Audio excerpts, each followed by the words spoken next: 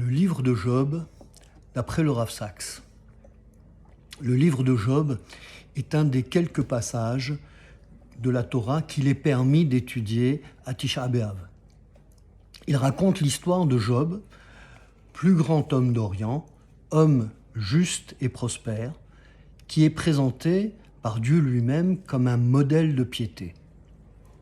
Mais le Satan, l'accusateur, met en doute sa valeur, car il est comblé de tous les bienfaits. Dieu l'autorise donc à tester sa fidélité. Et Job se voit perdre successivement ses biens, ses enfants, sa santé, affligé de douleurs dans tout le corps. Ses trois amis, ayant appris son triste sort, viennent le visiter.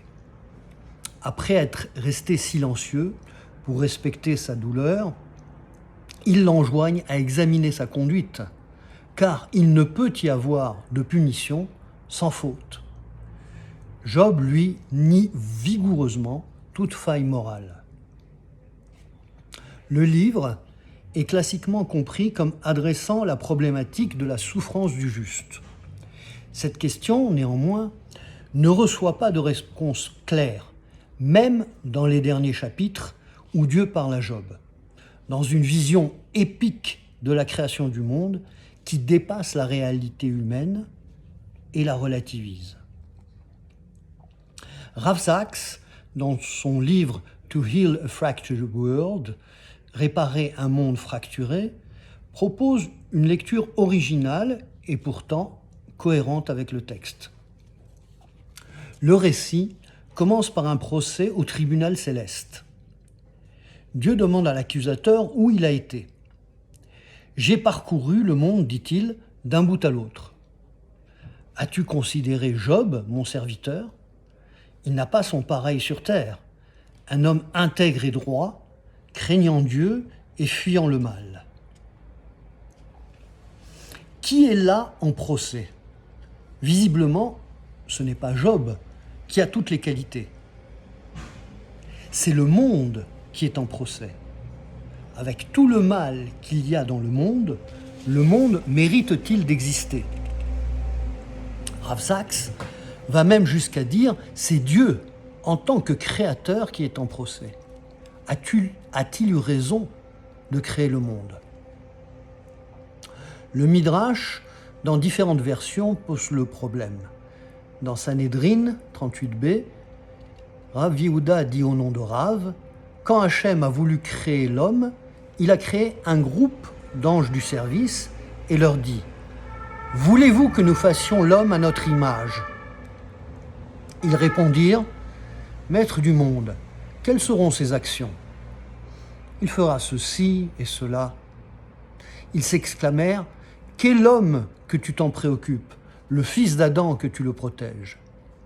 Citation des psaumes. Il tendit le petit doigt et les brûla. De même avec un deuxième groupe.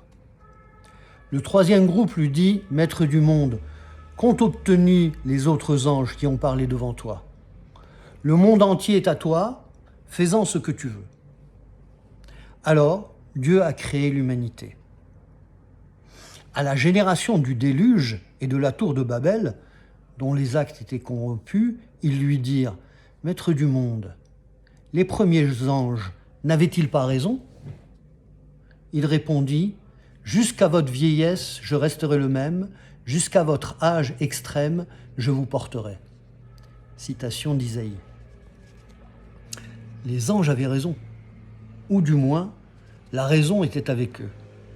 C'est un pari fou de créer un être autonome et de lui donner le libre arbitre. Qui dit qu'il ne va pas s'en servir pour faire le mal plutôt que le bien ? Servir ses passions plutôt que la morale ? Préférer la corruption à la justice et la guerre à la paix ? L'histoire de l'humanité, malheureusement, confirme l'objection. Créer l'homme est un acte de foi pour Dieu. Dans Haazinu, on lit « El Emouna », un Dieu de foi. Le Sifré explique « Dieu a eu foi en l'univers et l'a créé. plus que nous croyons en Dieu, Dieu croit en nous. Comme un père et une mère qui donnent vie à un être différent, indépendant, et qui croient que leur enfant fera de grandes choses. Mais justifions-nous cette confiance? Nos actes sont-ils à la hauteur des attentes? Vu l'état du monde, on peut en douter. Et c'est ce que dit l'accusateur. Il met Dieu au défi de justifier l'existence du monde et de l'humanité. La réponse de Dieu est Job. Job, juste parfait, qui a un comportement irréprochable, fait la volonté de Dieu, lui est reconnaissant, à lui seul justifie l'existence du monde. Mais l'accusateur ne s'avoue pas vaincu. Si Job te sert, c'est que tu l'as comblé de tes bienfaits.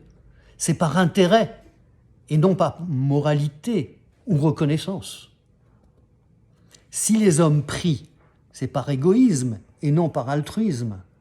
Ils prient pour leur réussite, leur bien-être, leur fortune, leur pouvoir, leur victoire. C'est pourquoi Job est testé. Pour répondre à la question métaphysique divine, y a-t-il un homme, un seul, qui aime Dieu de façon désintéressée, de la même façon que Dieu, par un acte d'amour désintéressé, a fait de la place au monde? Dans ces temps d'épreuve, nous sommes testés. Sommes-nous capables, dans l'adversité, de ne pas perdre confiance, de rechercher le bien, d'avoir un comportement moral, d'essayer de construire un monde meilleur, d'être reconnaissant de ce que nous avons et de nous efforcer d'être à la hauteur de la foi qu'a Dieu en nous? Foi ne veut pas dire certitude, mais le courage de vivre avec l'incertitude.